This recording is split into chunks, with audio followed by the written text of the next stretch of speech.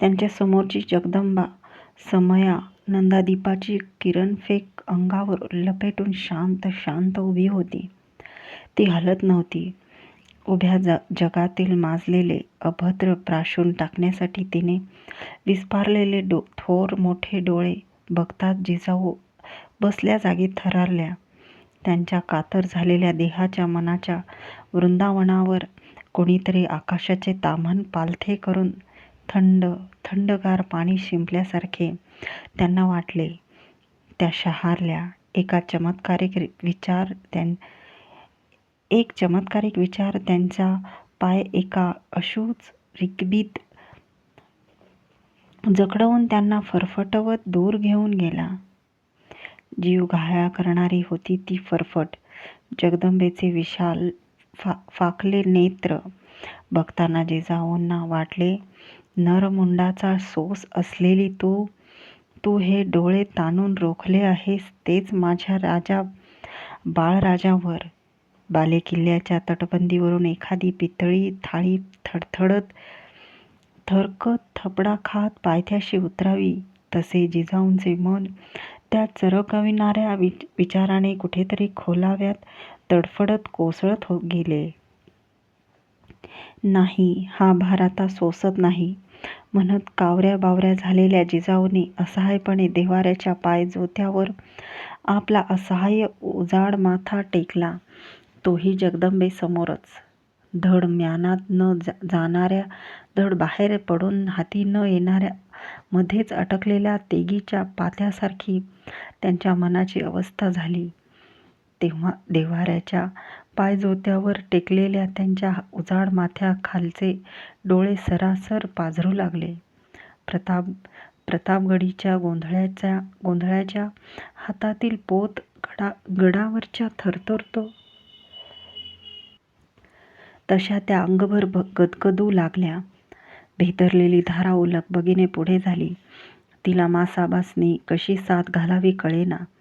रंजुकीत खिळा ठोकलेली तोफ नाकाम होते तशी रांगडी असली तरी गळा भरून आल्याने धाराऊ सुन्न झाली होती. तिने आपला भरला गोंदला हात गदगदत जिजाऊंच्या पाठीवर ठेवला. तिच्या डोळ्यातून टपटप आलेले थेंब खाली पाटावर ठेवलेल्या ताम्हणात पडत आहेत याचे तिला भान नव्हते. त्या ताम्हणात वाहिलेल्या बेलपत्रांची खूनगाठ पटावी म्हणून तिनेच एक एक करून सोडलेल्या सोनमोहरा होत्या. आता ते ताम्हण भरले होते. त्या मोहरा धाराऊच्या मावळी अश्रूंनी धुतल्या जात होत्या. जिजाऊंना माहीत नव्हते, धाराऊला कळले नव्हते, पण एक अतिशय भावपूर्ण चित्र त्या देवमहालाच्या दगडबंद भिंती भारल्या नजरेने बघत होत्या. आपला गोंदला हात जिजाऊंच्या पाठीवर सांत्वनासाठी ठेवलेली धाराऊ होती संभाजीराजांची दूध आई. तिचा हात पाठीवर असलेल्या व माथा जगदंबेसमोर टेकलेल्या जिजाऊ होत्या. राजांच्या आऊसाहेब आणि त्या दोघींच्या पाठीवर आपल्या विशाळ डोळ्यांचे हात फिरवत उभी होती जगदंबा, उभ्या मावळ्यांची आई. बेताला पक्का असलेल्या औरंगजेबाने एक मनसुबा चिरेबंद करून टाकला. राजांच्या कत्तलीचा. आग्रा शहरातील विठ्ठलदासाची हवेली आता बांधून पुरी होत आली होती. फौलाद खाँ कडून राजांना त्या हवेलीत हलवून दुसऱ्याच दिवशी त्या हवेलीत हबशी नंग्यात हत्यारांनिशी घुसवायचे होते. जी काफर दाराव शिकोहची झाली तीच गद दख्खनी काफर मराठाची होणार होती. मग रामसिंगच्या गळ्यावर तो वीतभर रुंदीच्या पठाने तेगीचे पाते धरून त्याला जाहीर करायला लावणार होते. बेमार सेवा गुजर गया. जसेच फर्मान घेऊन आग्र्यातून शाही सवार सुटले होते तसेच राजांची वस्त्रे घेऊन सांडणीस्वार मग मजल दर मजल करीत दख्खनेच्या रोखाने सुटणार होते. खिल्लत पांघरलेल्या औरंगजेबाचा एखादा खास विश्वासू सरदार त्यांच्याबरोबर घोडा फेकीत जाणार होता. एका उजाड माथ्याच्या म्हातारी समोर राजांच्या वस्त्रांचा थोर थाळा ठेवून म्हणणार होता, अलीजाने दावा दारो की जारी कोशिश की मगर बस ना चला। राजा साहब खुदा को प्यारे हो गए आणि आपल्याच मकानातले कुणीतरी गेल्यासारखे दाखवीत तो हात बांधून गर्दन मातमीच्या दुःखाने खाली टाकणार होता. मग कधीच न जिरणाऱ्या आक्रोशाचा काटा राजगडाच्या तटबंदीच्या अंगावर फुलायला वेळ लागणार नव्हता. मागे राखलेल्या संबूला मग शहाजादे, संबूराजे असे हाकारत मुल्ला मौलवीकडून मोगली रिवाज पढविणे फारसे अवघड नव्हते. कवळी रोपटी हवी तशी बाग देऊन वळविता येतात. दिल्लीच्या भोवती असलेली बगावत खोरांची दंगल मोडून काढताच जन्माने मराठी असलेल्या आणि वृत्तीने मोगली असलेल्या सेवाच्या बच्चाला, संभूराजाला बरोबर घेऊनच लाखभर प्याद्यांसह मग दख्खनेत उतरता आले असते. राजरोस खुद्द आपल्या बैठकीच्या शाही हत्तीवरच्या हौद्यात संभूराजाला बसवून घेऊन ढोल ताशांची तडतड उठवीत मराठी मुलखात औरंगजेबाला दवंडी पिटता आली असती. तमाम मुफल्लिसों को जाहिर हो, बादशाह सलामत राजा सेवाजी का अमानत लाए है. अदब अदब अदब. औरंगजेबाच्या मनात बनलेला असा हा बितपशील शाही बेत होता.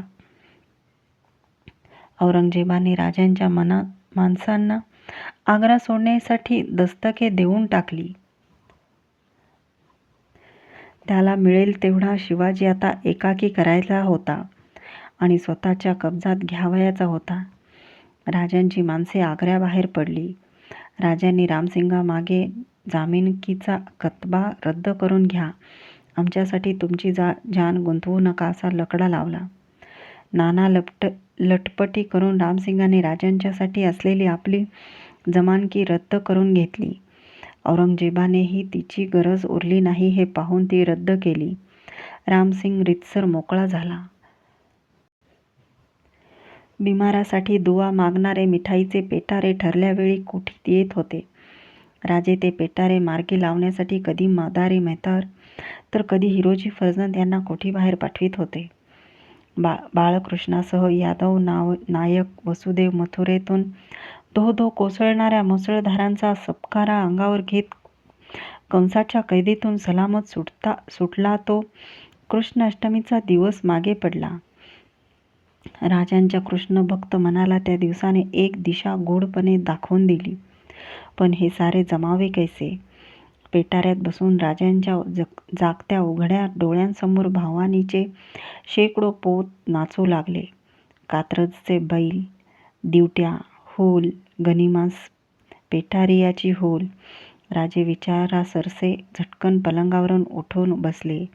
हिरोजी, सोस पडला, पाणी. हिरोजीला राजांनी आज्ञा केली. पाण्याचा गडवा घेऊन हिरोजी राजांच्या समोर आला. त्याच्या हातून गडवा घेताना राजांची त्याच्यावर नजर गेली आणि राजे हिरोजींकडे बघतच राहिले, दर्पणात बघितल्यासारखे.